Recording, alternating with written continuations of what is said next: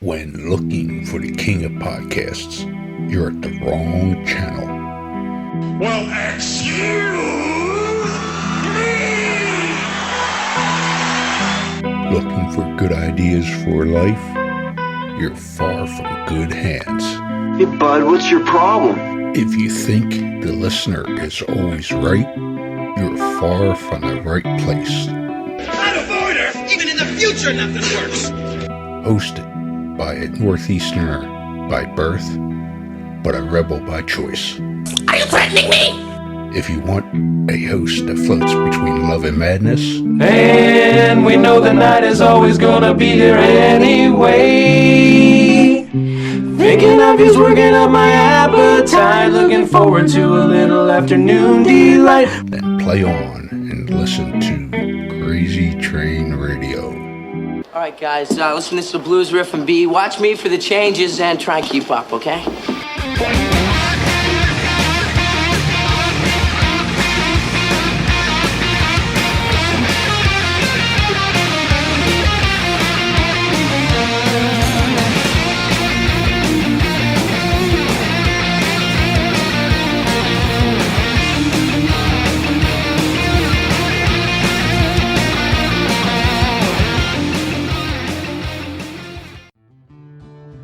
Warning, creators of this game do understand the subject matter may be offensive to some, but they do honor the families and people that have been affected by these real-life tragedies that these individuals have caused.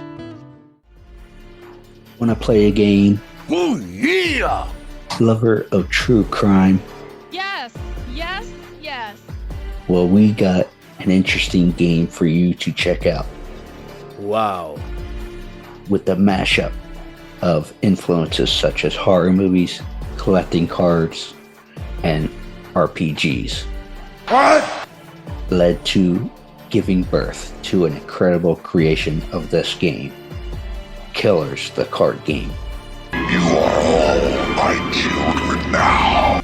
This game is a collectible trading card game featuring some of the most infamous killers, with tidbits of trivia on the back of each card to help you learn some insight to each criminal. Who the hell are you? Let's not forget, during the game, cops will be chasing you and these criminals. I'm a cop, you idiot! However, check out their website listed through all social media today, which can be found under Killers, the card game. Am I on the internet? I want to play a game.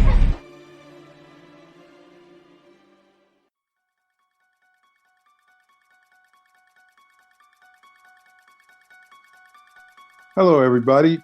My name is Tommy Lee Wallace, and you're listening to Crazy Train Radio.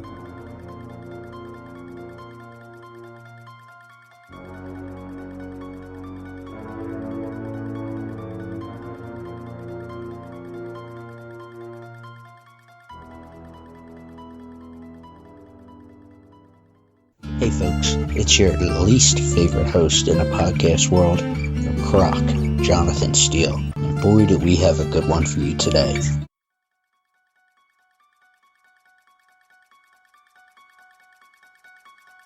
Ladies and gentlemen, boys and girls, children of all ages, this next gentleman has been tied to a certain horror franchise called Halloween, but also a few other things such as It, the miniseries, and a bunch of other projects through the years. He's got a new little book out, Halloween 3, Where the Hell is Michael Myers? Tommy Lee Wallace, how are you doing? Very well. How are you doing, Jonathan? Can't complain, nobody listens anyway. I'm liking the hat, by the way. I Thank appreciate with the... Yeah, a fan dropped that off to my table not too long ago. Awesome. So, first and foremost, the new read comes out, or came out during the 40th anniversary, which was last year.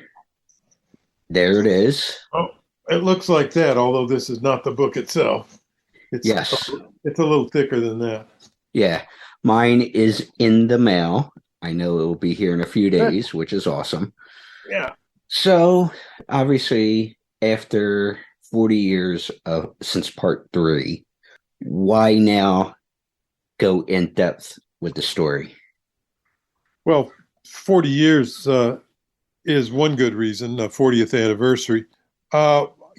These things are sometimes serendipitous. A friend who I helped in the movie business a long time ago and who's done very well for himself, name of Bruce Harrison Smith, uh, recently published a book and got to talking with the publisher and came to find out the publisher adores Halloween 3. It's one of his favorite movies and all that. And so he asked him if he'd be interested in an account of the making of the movie, and he was delighted. This is a small publishing company that specializes in this sort of thing. And so my friend put the two of us together. We talked a little bit, and that was it. We came to an agreement, and time seemed right. I didn't really think I'd have that much to say about it, but once I got going, I found I had a lot to say about it. And so I gave an account of the of the movie, and I hope it interests the fans.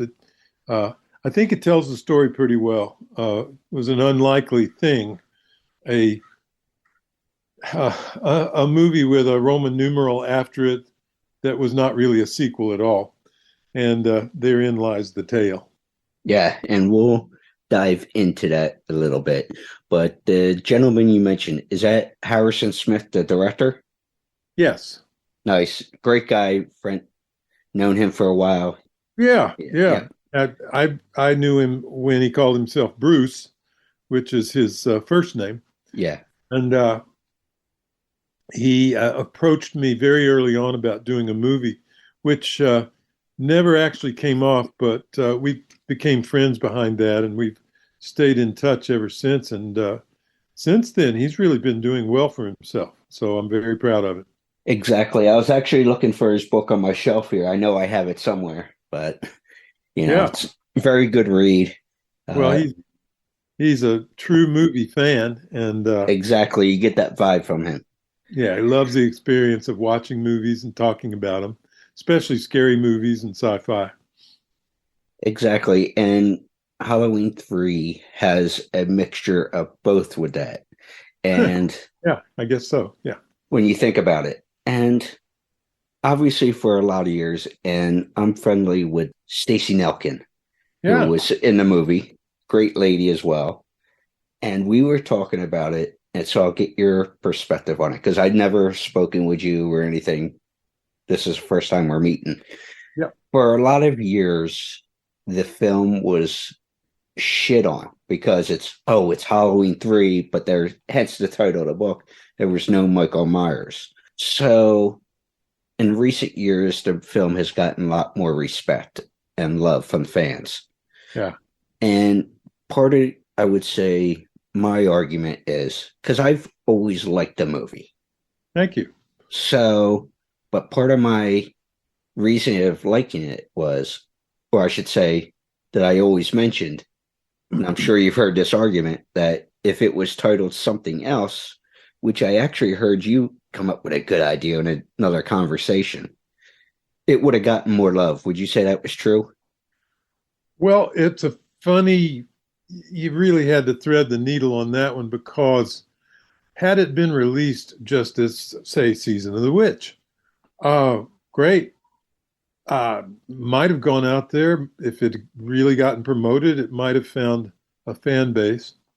But that was not the deal. That was not the premise upon which it was based, which was, we're going to give you money, but you got to call this thing Halloween 3. Mm-hmm. Now, John Carpenter and Deborah Hill, who were behind the original Halloween, as well as Halloween 2, they were up to here with The Shape, otherwise known as Michael Myers, and they didn't want to do any more of that saga. So I think in truth they were sort of looking to pass.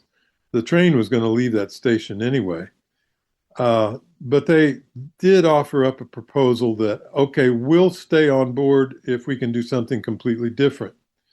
And the powers that be, the money behind the project, they knew the talents involved. By then, John and Deborah had really become a force to be reckoned with, certainly after the two Halloweens, not to mention the fog.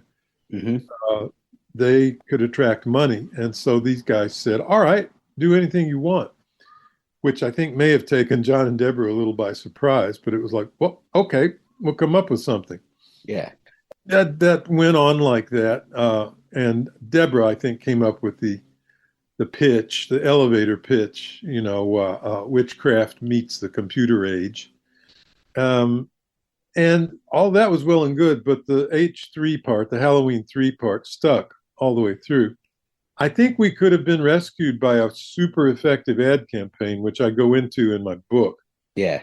If the fans of Halloween 1 and 2 had truly been in on what was happening, hey, folks, we're going to try something new this year, blah, blah, blah. Ad campaign that really tells it so that people don't feel ripped off. I think we would have been fine, but from top to bottom, nobody thought of that for some stupid reason. I think we were all pretty busy just trying to make the movie. But had that been the case, I think we would have done better. But that's all water under the bridge. It has finally found its way into the sunlight, and you can imagine how gratifying that is after all these years. Exactly. And before we move forward and dive in more into the book and everything, you mentioned Deborah Hill and John Carpenter, but Deborah Hill specifically, a little tidbit for you. She, obviously, that she got the name of Haddonfield for the franchise from Haddonfield, New Jersey. Right, her hometown. I live in a town called, which is about 2 miles from Haddonfield, New Jersey. That's great. So I figured you'd appreciate that little tidbit there. I'm wondering, have you been back to the Haddonfield world recently? As far as the franchise and the 3... Well, I'm just wondering if Haddonfield has put up a sign or anything to say, hey, this, even though the movie says it's Illinois, this is the real Haddonfield. I have not seen... I go through Haddonfield often. I haven't seen anything like that, which I think would be cool. Usually city fathers are interested in anything that promotes their town. So yeah, especially fathers and mothers. Who knows? The mayor may be a woman. Yeah, I don't know. But the other cool thing is that I heard he spent time in Haddonfield for a bit. I don't know how true it is Steven Spielberg as a child. Really? Yeah, apparently his family lived in South Jersey for a bit as well. Wow. I heard it was... That's a new tidbit for me. I thought he was a Maine guy all the way. Okay. No, you're thinking Stephen King, Maine. Oh, who'd you say? Spielberg.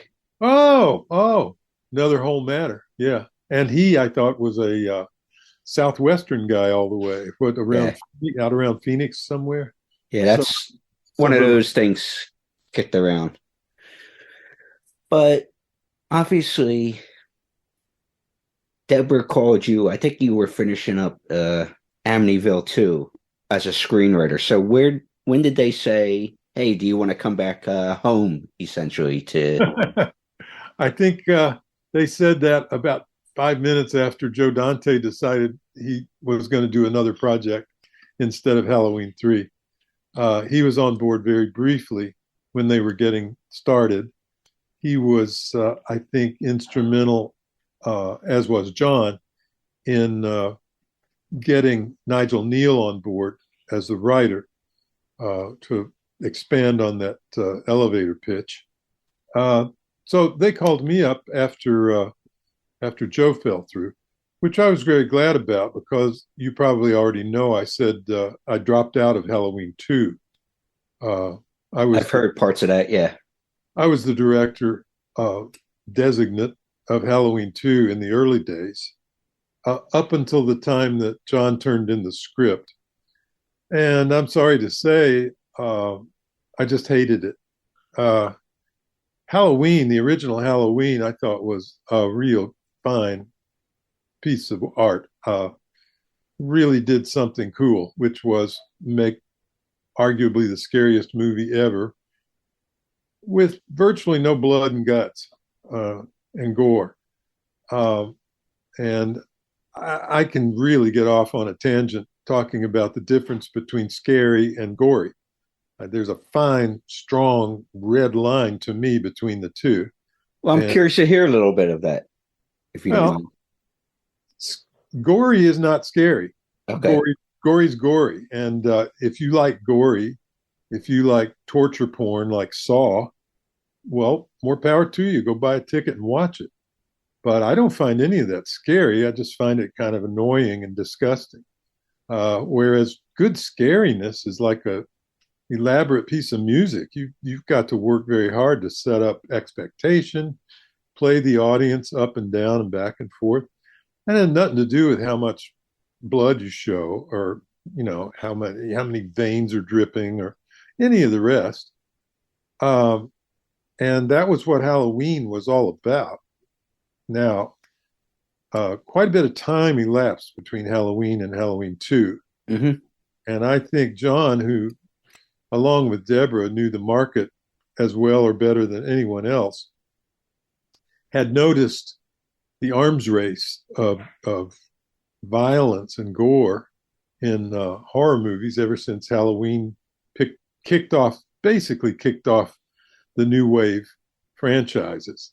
And that arms race it was perfectly natural for that arms race to mean, okay, we're going to have some new kills in this movie, and boy, they're going to be spectacular, and it's going to be wow, right through the head, and blah, blah, blah. And I think that John and Deborah felt that and felt a certain amount of market pressure by the time Halloween 2 rolled around to do that. I didn't agree, and I was very disappointed when the script finally appeared, and it was just so gory, and it didn't have anything new to me to add to the story itself. It was just 5 minutes later, and clearly it worked for a lot of people. That movie went out there and made quite a lot of money. Mm-hmm. And so nobody else objected. And I know people who prefer Halloween 2 to the original. So it's a matter of taste. But as a director of the movie, I had to, every director, if they are in their right mind, they have to find a way to be 100% enthusiastic about the script. They have to know the script. They have to love the script. They have to really want to bring it to life. And I didn't feel any of those things about the Halloween 2 script. So not only would I have probably done a second-rate job, but John and Deborah deserved better than that. They needed a director who was 100% high on the project. So it hurt to do it, and probably didn't help my career a bit, but I had to say no and walk away. Well, obviously, I know you and John were involved with the rewrite for 3. Yeah. So when obviously you saw the first, whether it be the elevator pitch or initial script or anything, what appealed to you about 3? Oh, well, I'd say in a nutshell, it was it's not going to be a rehash of the Michael Myers saga. No big knife, no babysitters, no Jamie Lee, no nothing. Clean slate. That was really appealing. A chance to go back into the family, as it were, with John and Deborah and other people who were going to be involved, who I consider my colleagues. that was big too, to be invited back, especially after saying no on Halloween 2. Many times in Hollywood, that's kind of the kiss of death in terms of someone calling you back. If you said no to them, it's widely looked upon as a kind of insult, and so you don't hear from them again. Of course, John and Deborah, especially John, these were old friends, and so it wasn't quite the same knee-jerk reflex action on their part. And I was very gratified when I got that phone call. Knowing that we could start fresh with something new, I was excited about that notion. The script, of course, that there's another script that had its own set of problems, which I go into great detail in the book about that. But it was an exciting idea, and Nigel made of it a lot of what you see on the screen. I'd say 60% of what Nigel wrote is still in there. And so it wasn't very hard to say yes. I was still looking for my first directing full-length feature project, opportunity. And so it felt good. I was excited. There was a lot of pressure involved because most movies, if you have a release date, well, that's pretty serious business. But if you had to slip a week here or a month there, that's one thing. But not with Halloween. That's October the 31st. So that's on the calendar, and every day ticking by brings you closer to that date. So there was a lot of pressure involved too. But it was fun, and I couldn't have asked for a better situation, better crew, better support, producing. It was an ideal opportunity for a first timer. Well, speaking of crew, and I just, again, love the guy since I've gotten to know him a little bit, is Dean Cundey. Yeah. A gentleman and a scholar. Oh, you stole the words out of my mouth. And it's amazing that, especially when you go back to part one, and he's been involved with many franchises and stuff, Jurassic Park, Back to the Future, all that stuff as well. But how he came up, and the technology wasn't the same, but how he would, like the Steadicam with Judith's death in the first one. And, just little things. Steadicam with the what? With Judith's death in the first one to start the movie. Judith's death. Yeah. Okay. Yeah. Well, I think that Dean was up on what was happening, and John, of course, needs plenty of that credit as well, because that POV camera is powerful stuff. And up until that point, people had to make that effect with a handheld camera, which gives off a completely different effect. The glide camera, the Panaglide or Steadicam, that's an unmistakable effect. And it had just been invented. It hadn't been out there any time at all before we got hold of it. And of course, Dean had an enormous amount to do with that. He was also coming off of a long string of low-budget movies with Deborah Hill.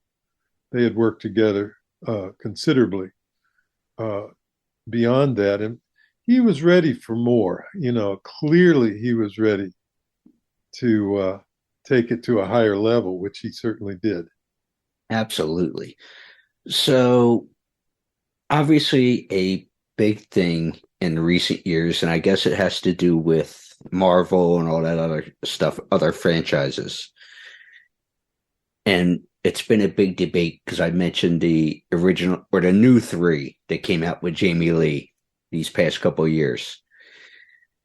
Would you say Halloween has its own universe? Because some will say, well, 1 and 2, then it skips around trying to connect the storylines.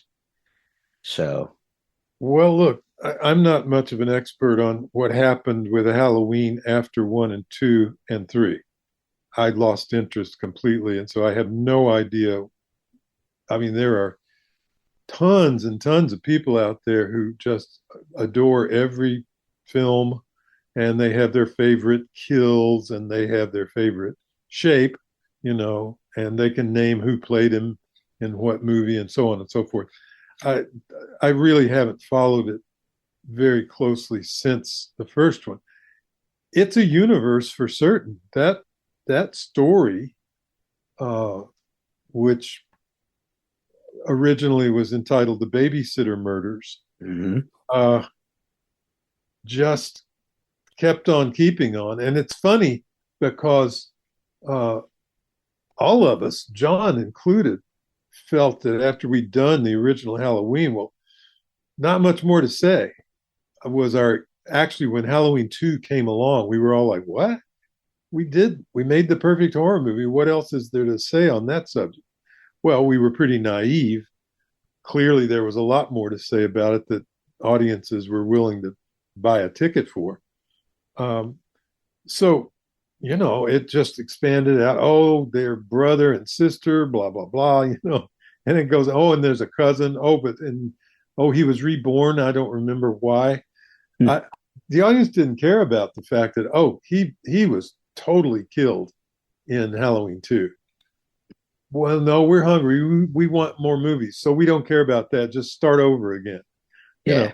The rules just get thrown out the window when the idea is popular enough. And, exactly. Man, who knew? We certainly knew in the cutting room, we knew that we were making a good, scary movie, that it would go out there and somebody would enjoy it. But none of us had any idea of the phenomenon that was going to come out of it. Well, I want to go back to the book for a second. And like you said, you were surprised, but also honored to do the book with the anniversary and such. But when you started writing, were you a guy that kept notes and stuff from different projects you worked on, or was this a lot of it from memory? Most of it was from memory. I do keep, I have a room full of stuff from my old movies, mostly, paperwork, some photographs, but for the most part, I didn't take extensive notes of that sort. I didn't keep a journal, for example, or anything like that.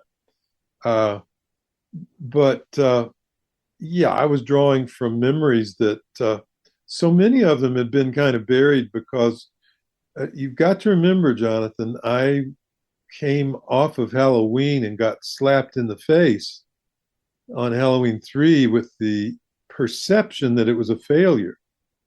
And boy, that hurt, especially hurt because when you look at the figures, wasn't that big of a flop. Even people who were disappointed that there was no Michael Myers in the story and who walked out of the theaters famously, even taking that into account, it made pretty good money in its initial release. And yet it was perceived as a total flop because of the rash of hate that went out behind the fact that it wasn't a Michael Myers story. And man, it took 20 years, certainly, before I started hearing little glimmers of people saying, hey, wait, I love that movie. That was a good movie. Mm-hmm. And by now, you don't find nearly as many Halloween 3 haters as there once were, which, of course, feels good. Well, I think I got off my track. Did I answer your question? No, you did. You did. But I'm curious to know if this is true or not, was about the masks. And I referenced with your hat there. You have the pumpkin, the skeleton, and the witch, which everybody knows. And the good part about the three-peat that came out recently with Jamie Lee and all, and kills, and there were parts 1 and 2 from 2018 on. There were references to those masks, given a little tidbit. So I hear. I haven't seen those movies, so I don't know, but I do hear that. But from people who've seen the movies and the franchise, you pick up on it right away. Yeah. But was it true that you noticed differences between the mask you were famous for coming up with in part one, the Shatner mask that was changed over, Yeah. to what Call Don it a Post did? Captain Kirk mask, we'll call Yes, it. Well, Don Post made, for two. before any of us even knew there was a Don Post, he was the man behind that original mask I found on the shelf. None of us knew him, and his name wasn't prominently displayed on the box or anything. But Deborah, after Halloween 1, it was all me modifying these masks that I bought at the Hollywood novelties store. And that was the way Halloween got made. But when they started going into production on Halloween 2, Deborah contacted Don Post. And although she was initially using the masks I created, the actual masks, they were even then getting pretty fragile. That latex was quite thin. And so I think she made an attempt to have Don make a few actual shape masks from his molds of the Captain Kirk mask. Don Post tells me that he did that, in fact, but there's been a great big argument raging about Halloween 2 and which masks got used in which scenes. People who really paid attention to the movie might be able to cast a more knowing eye on the whole thing, but I can't declare with any certainty which mask got used in which scene and all of that. I did see Halloween 2, of course, and I could tell from time to time that there was something different. Didn't look quite the same. I attribute that to the fact that instead of Nick Castle or me wearing the mask, which we did throughout original Halloween, it was Dick Warlock behind the mask in Halloween 2, and his face is shaped a little bit differently. Exactly. That was half of it.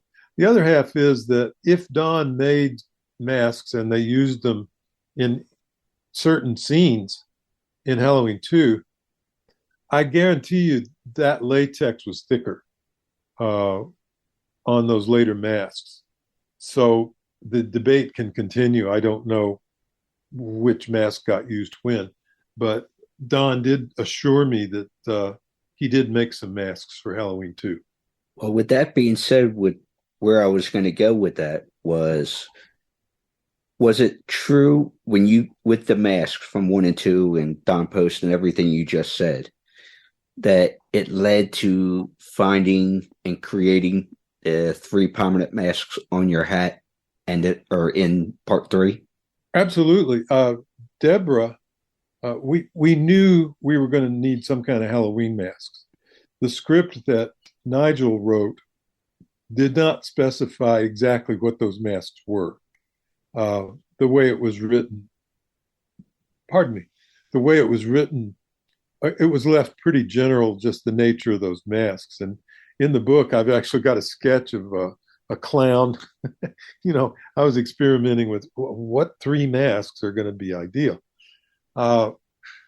Deborah, having gotten acquainted with Don on Halloween 2, had, of course, the good idea to look, we're going to need masks, because I'm the one who articulated, okay, there are 3 of them, and there's going to be for sure a pumpkin, some kind of jack-o'-lantern. And the details got a little fuzzy until we went to visit Don and had a chat. And Deborah, of course, was guarding our budget ferociously. As most producers do. $2.5 million sounded to me like a lot of money, because I was used to working on, Scotch tape and chewing gum kind of budgets. So, wow, $2.5 million, but it doesn't go that far. And so Deborah was hawking the budget, and she worked out a deal with Don where he would supply the masks, all the masks we needed, in exchange for he'd hang on to the copyright and reproduce them and sell them. And of course, he was, I'm sure, imagining a Star Wars sort of phenomenon with, this is going to be a giant hit and everybody in America will want one of these. But long story, still not that short. He had on the shelf a skull, which we all liked very much. And so that was like, okay, check, that's in there. And as it turned out, the same guy who was, I'm blanking on his name, but his sculptor, one of his sculptors, was working on a witch. And so in addition to the skull, which at that time, by the way, came in 3 colors and glowed in the dark, the witch came quickly. It was already sort of on the drawing board. And so that was a no-brainer. Then we jointly designed the pumpkin, and color combination, the 3 subjects, everything. That was a nice bit of kismet, because to me, the products that you can pick up now, primarily through Trick or Treat Studio, it's just astonishing. It works so well. Those 3 colors, those 3 images. They sent me some wrapping paper, gift wrap paper with these on there, and I've got a Ouija board back here. The product line now is just unbelievable. It just goes on forever. But anyway, we definitely went straight toward Don like a laser beam, and he was very, very helpful. Well, with that being said, and you having an art background, how much did you say, I like this, I like that? Not just with the mask, but obviously directors have their hands on everything with the project. Yeah. But how helpful was the art background that you had? Oh, I used it every day. It's a very handy thing to be a designer.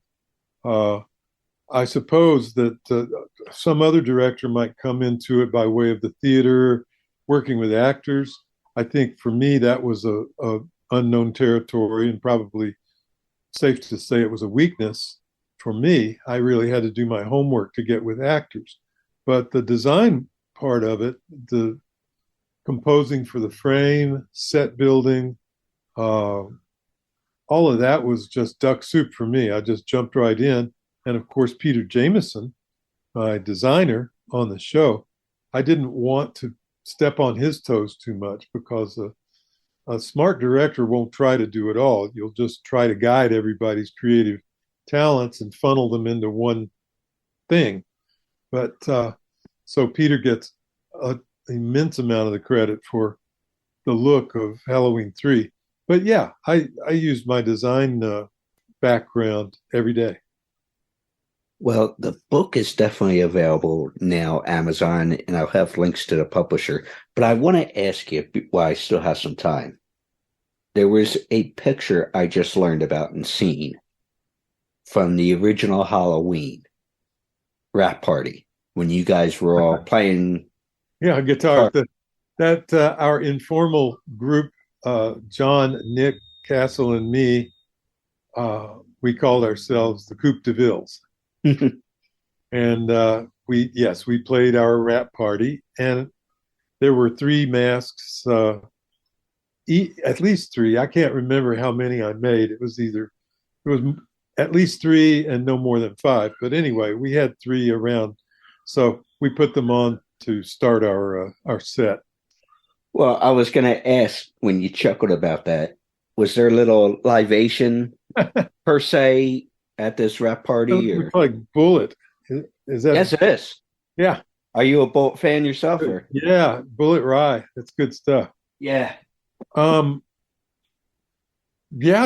we all of us were pretty heavy drinkers back then. I recall, to play the music, we wouldn't have gotten drunk before doing our set. But sure, everybody was drinking it up and smoking it up like virtually everybody else we knew at that time. Exactly. Actually, by the time Halloween 2, Halloween 3 came around, cocaine was starting to take Hollywood by storm, and that wasn't. I was never much of a fan of that, but man, it was everywhere. It was just everywhere, and I think it ruined several people's lives. And took lives and all that stuff too. Yeah. Yeah. It really had a weird effect on a movie set.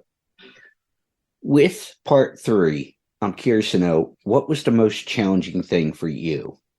You know, I don't mean to slough off the question, but thinking back on it, I was so very ready to direct a movie. Film school experiences with John, experiences outside of John's sphere, ton of experience. And I by then I'd done set painting jobs and animation cameraman. I really was well rounded by the time, editing room experience. I was well rounded by the time the movie got going. And if that weren't enough to get me through smoothly, I had the benefit of this fantastic crew. This was not just some people put together for that one movie the way it usually happens. This was a group that by now, some of us had done 3, 4, 5 movies together. So this was a well-oiled machine. And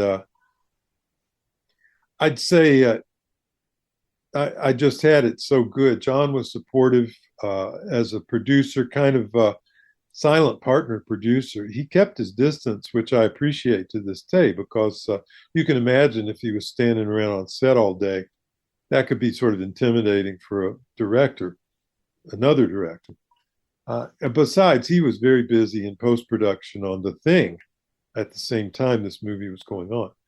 That being said, Deborah, Barry Bernardi, Jeffrey Chernoff, the production team was impeccable. Dean and his crew were fantastic.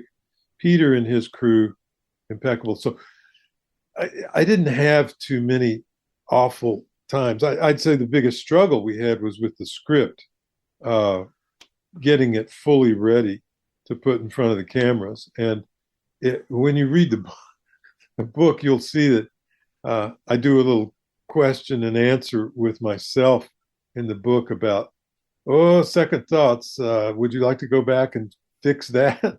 There's a little plot problem over here. How about that? If it would have been great to have more time to refine the script a little bit more. But that said, we pulled it off, and it didn't hurt very much. I just can't answer that question very effectively because I didn't have that many challenges, frankly. And last thing on Halloween 3, I want to ask, because there's another project I want to bring up that you were involved with recently that I had seen documentary-wise. But in H3, the one thing, and I still can't fully watch it today, and I can handle a lot, whether it be gore or violence or, I can run the gamut. But there's one thing that kind of irks at me and I can't fully watch it. And it's the scene towards the end of the movie with the pumpkin and the kid. The kid and the pumpkin, sure. So how did you pull that off? Was that animation? What was the process to pull that off, especially at that time? No, what you see is what you get. There wasn't a lot of animation. There wasn't any animation involved. There was a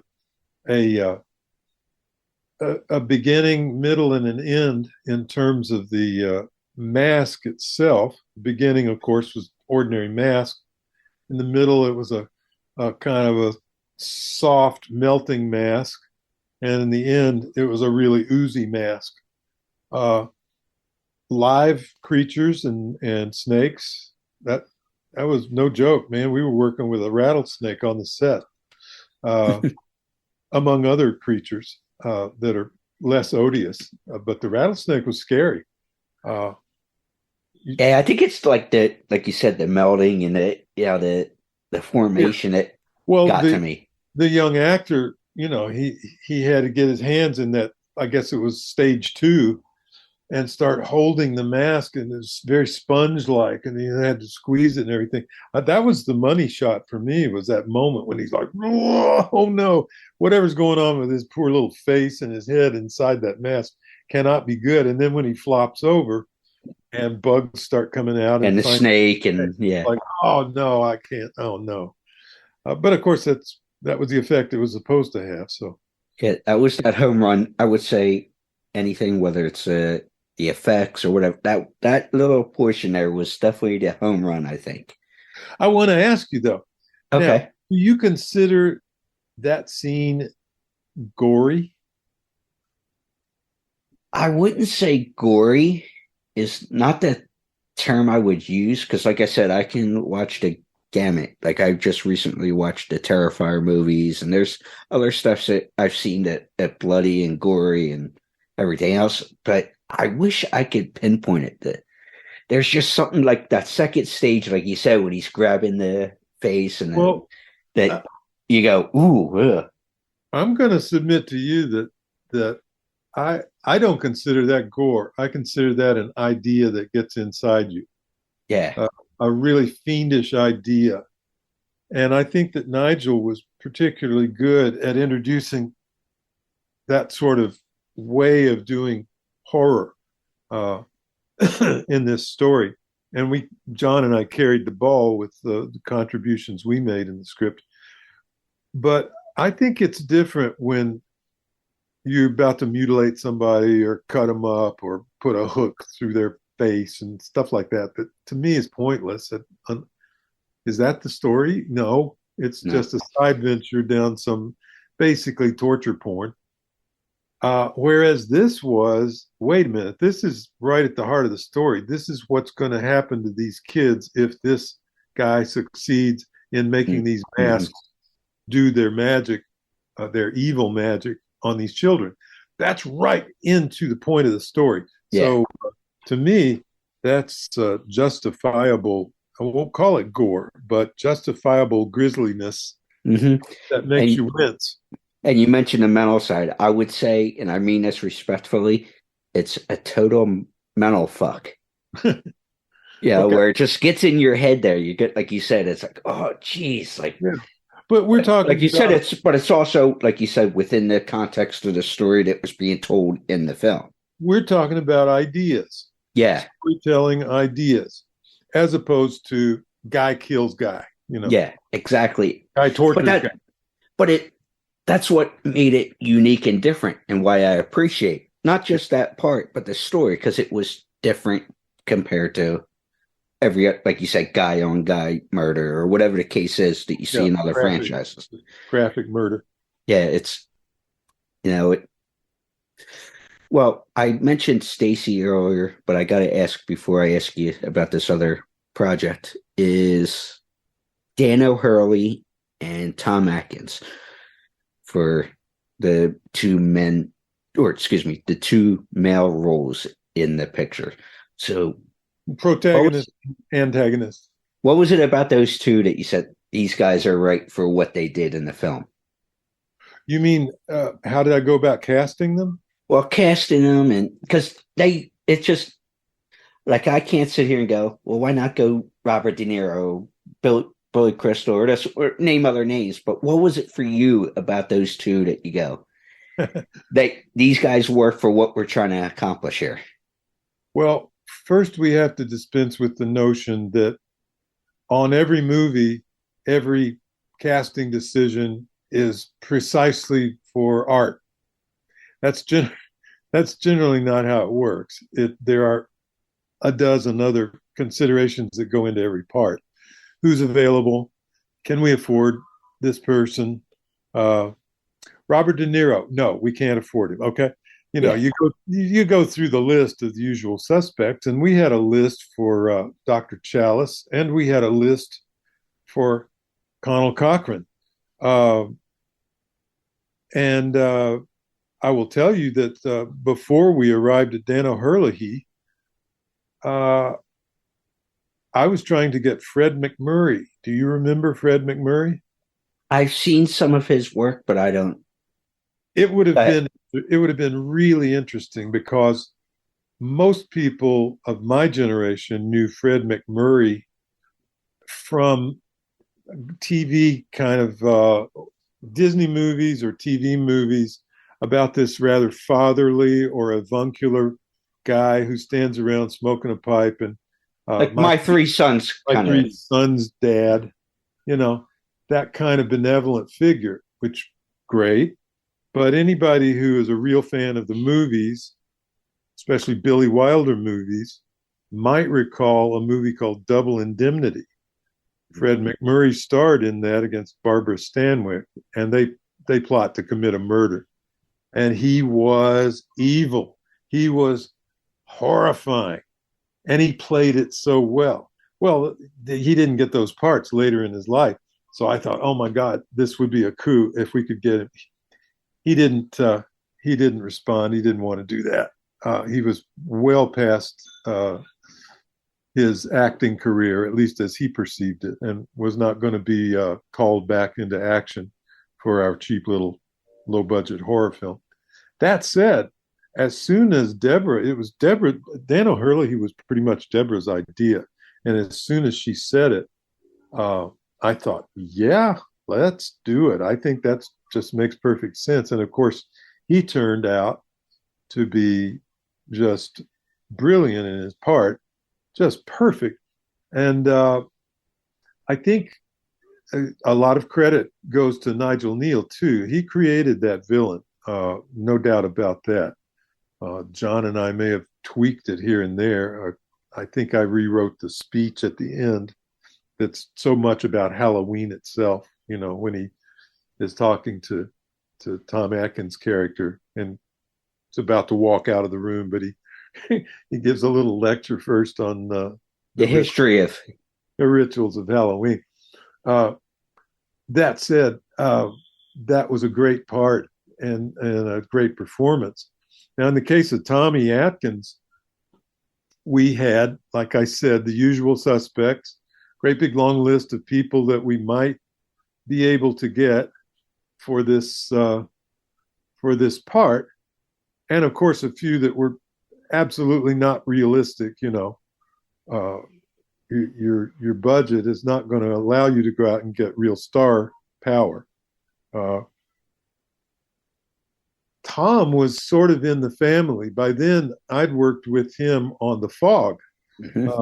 He was part of the ensemble. We were in the same social circle thanks to Adrienne Barbeau, who was John's wife at the time and old friends with Tommy.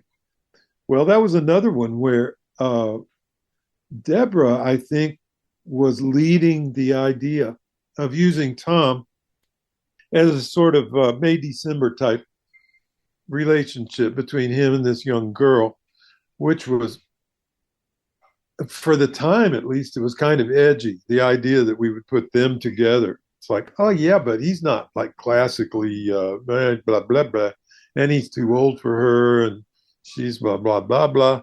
And we said, fuck that, we don't care. It's going to work. And it did, man. I thought, now I can't imagine anybody but Tom Atkins in that role. And it doesn't hurt that after all these years, he's just a total cult figure. I think his performance and his presence in the con world kind of didn't hurt a bit to increase Halloween 3's cachet as people started finding out about it. And I'll say I crossed paths at a show with him that I was invited to at con. Wanted the 5 minutes, you know, hey, how you doing, all that kind of stuff. You know, we're passing each other in the green room. And I've heard fans say it and coworkers and everybody else, and it seems true. Just one of the nicest guys you'd ever come across. He's a prince. He's a mensch, you know. We've been at last year. Tom and Stacy and I did 2 or maybe 3 shows together, and I got a chance to show Tom around Memphis. Oh, nice. It was in high summer. I walked his ass off. He finally stopped me and said, "How old are you?" Just like he did in the movie with Stacy. And I told him, and it turns out he's several years older than me. He said, "You got to stop walking me around. Let's get an Uber right now." But no, what a good guy. Yeah. Really.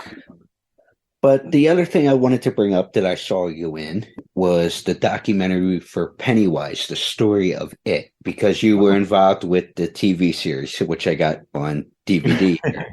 Involved is an understatement. Yeah. Yeah. I was involved in it. Yeah, but you were involved with the documentary, which Gary Smart and that crew just recently put out last year, and it's been doing well. Uh-huh. So I'm curious to know if you had some quick thoughts when you think of the miniseries and doing something for Stephen King. Well, Stephen King and I still have yet to meet face to face. We corresponded snail mail, actually. But this was in Vancouver and he was back in Maine. So we never actually physically met. But I'm a fan, of course, and was honored and delighted to be able to take hold of that movie and do my best with it. I have a tremendous amount of affection for it because it was a hard assignment. You asked about challenges on Halloween 3. Although it was just as well produced and I had just as much support, it was a physically challenging movie to bring off, again, script-wise, because you're packing a 1,000-page novel into not even 4 hours. Two night miniseries, and each night was a 2-hour TV movie. But you well know 2 hours of television is actually, let's see, 6 to 20. It's something like 43 minutes for each hour or something like. Anyway, it's just riddled with commercials. So he didn't have much time to tell the story. And I feel like we did that very well, especially night one, Larry Cohen's script for the first night. This is the only time I know that television's structure, which is all about the commercials, actually lent itself to the dramatics of that story.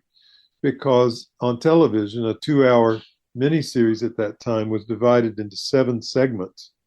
Well, in the book, you got 7 characters, and that's how Larry structured it. Beautiful, great script. The second night was a bigger struggle because Larry didn't really want to come out and work with me on it. I suppose if I'd really persisted, he might have relented, or if I'd agreed to do it over the phone or something, but he was reluctant. I think that he'd put in a lot of time at that point. I think he'd fulfilled his commitment, so there wasn't going to be any more money in it for him. But be that as it may, I had to finish the second night myself. I was the only free, fast director around, free, fast writer around. But it's adequate, we got the story told. But my biggest affection about Halloween 3, about it, is the casting. I think that was our secret weapon. What most people may overlook about Stephen King is that although everybody calls him the master of horror and this and that, Stephen King is really the master of childhood. He talks a lot about the rites of passage of children in a very compassionate, understanding way. And that's at the heart of it, is that story of bonding as children and loyalty with each other and helping each other through painful times. That really touches the heart. So certainly a lot of scary stuff in it, but to me, at the heart of it is a story about these 7 young people bonding with each other. And I think we nailed that, not only in the scene work, but in the casting of the children versus the adults. Mm-hmm. I thought the casting, it was very convincing to me that those children grew up to be those adults, which is often a failing in a movie where you have to change actors because of the aging process. Doesn't always work, and I felt like that was our secret weapon. Again, one of those things that it just worked with the people that were cast for those roles. But final question for you is, and Earl, you were talking about not being a fan of gore and you liking certain things and both the pluses and the minuses. So I like asking, when Mr. Wallace spends his entertainment dollar, whether it be on streaming, going to a movie, theater, whatever the case may be, where do you prefer to put your entertainment money towards? What do you enjoy? I'm all over the map with that question. I still like a good horror movie, but I haven't seen one in quite a while. Probably Get Out was the last one I really enjoyed. But in other areas, genres, I'm always ready for a Western. And I'm crazy about the British mysteries and detective stories and murders that you see on PBS of all places. Man, Jesus Christ, they're good. The directing, the writing, the casting, I can't get over how I would consider it a feather in my cap had I ever done 1 or 2 of those. They're every bit as good as anything I ever dreamed of doing. So I can't say enough good things about that. Even feel-good movies, family dramas and stuff like that, fine with me. As long as it's a well-told story, I'm there. Right on.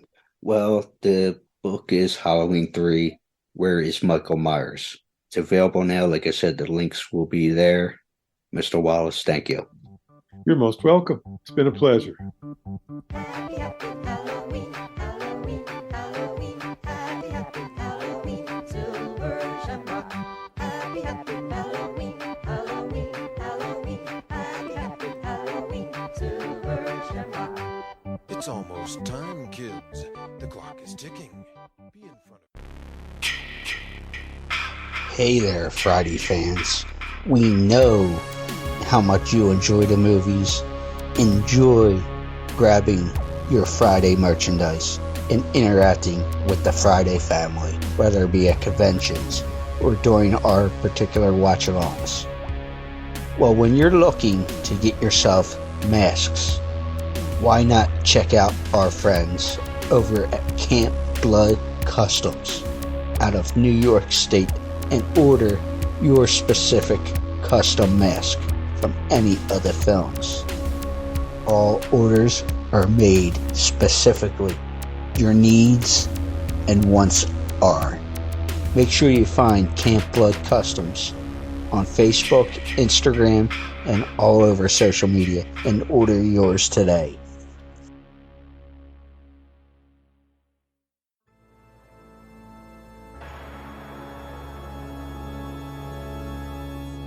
Hi, this is Adrienne Barbeau, and you're listening to Crazy Train Radio.